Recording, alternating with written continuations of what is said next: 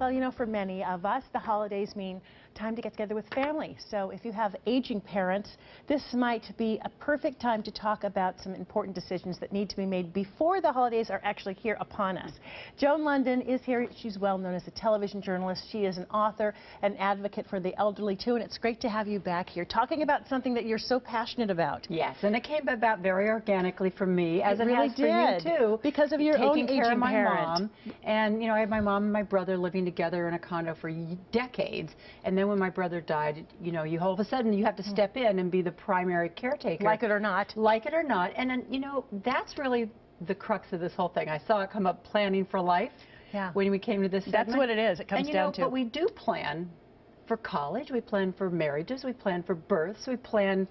But for some reason, we won't plan for aging and senior care.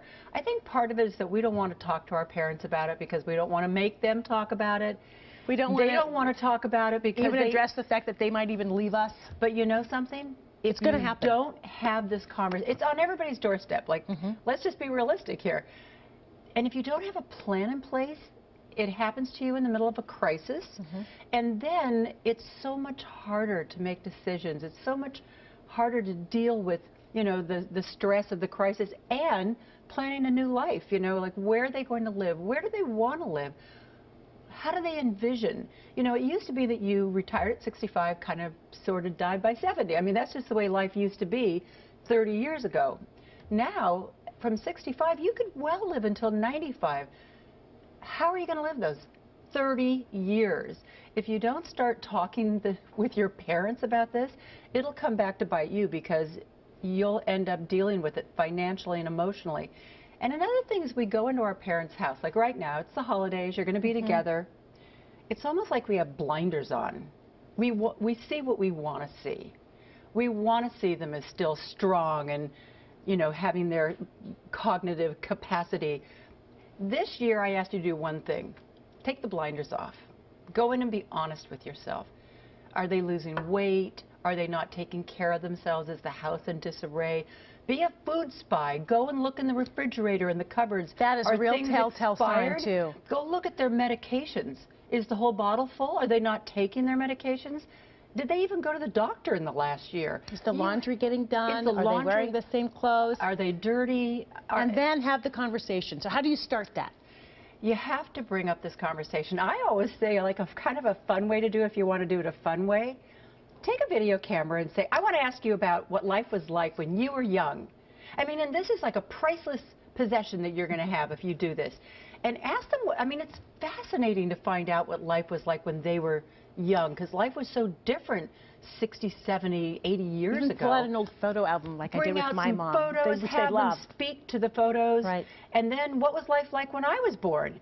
And you just continue that on, and you'll eventually get to, okay, let's talk about the coming, so just start the conversation. 20, 30 years. Like, what do you want life to be like? Don't say, hey, look, I'm going to get stuck with this responsibility. So, like, say, you know what? The best gift you could give me is to tell me how you want to live your life. And how can I help you do that? Like, I want to be able to help ensure that, you know, that your last chapter, your next 20, 30 years is delightful and healthy and happy, but you need to give me information to help you do that.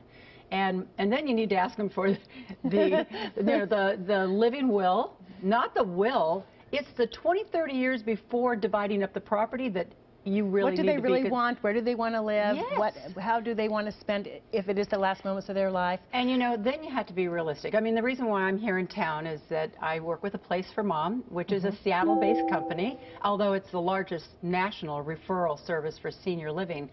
And, you know, since I started being the spokesperson for them, I've now become really active in this space because 8,000 baby boomers turn 65 every day in this country. 8,000 daily. It's like one every 8 seconds. It's just extraordinary. And this population bubble is just going to increase. Of course, baby boomers, we've done this all throughout our lives. And now we're at that time when we're going to change aging.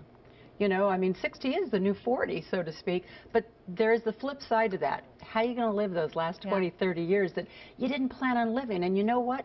Our parents didn't necessarily plan on living that long. And we're all finding that out now. If you're in that space where you're taking care of your kids and you're taking care of your parents. We're almost out of time, and I know a lot of people who love you want to know, in addition to this, you're traveling with your daughter, which is wonderful. Yes, I have a daughter, Lindsay, and you're who doing works with other me. things besides this. Tell us what else you have going on in your life. You know, I'm pretty much active in the health and wellness space. I'm a woman's advocate, a family advocate, and now a senior advocate. And just getting out in front, if you stay true to what you're really passionate about and what you really know about and what kind of comes to you organically just with your own life, it's so much easier to go out and speak to that. And in this day and age, you need to kind of stay on brand. So being a baby boomer who has little kids, I have twins who are 8, twins who are 10, and then I have, you know, 20-something-year-old daughters, now 30-something-year-old daughters. So, and I've been taking care of my mom for the last, you know, decades, and so I kind of am representative of a whole lot of people out there, and you get thrown into these new worlds and you don't really know how to navigate them. And so since I kind of have a, you know, I have a voice that I can go out and help other people navigate these spaces a little more easily. Broad life experience now, too. Yeah, yeah. I really do. We appreciate you coming to town and sharing your life experience with us. I love that I have a reason to come to Seattle all the time now. We love it, too. And especially because we're sort of in that space together with kids and parents, and it's a big space with baby boomers are in right now, We also have a fantastic list. I can't forget. It's like the 50 most important questions to ask your parents. When you go Which we can find online? Yes. We'll link it to king5.com. You can go to aplaceformom.com. I'm sure you have it. We'll link and look for the 50 questions to ask your parents this holiday season. Do it over the holidays. It's a great, great list. It's wonderful to see you. Good to see you again. We'll put it online for you, king5.com. Joan Lunden, everybody. Always a treat.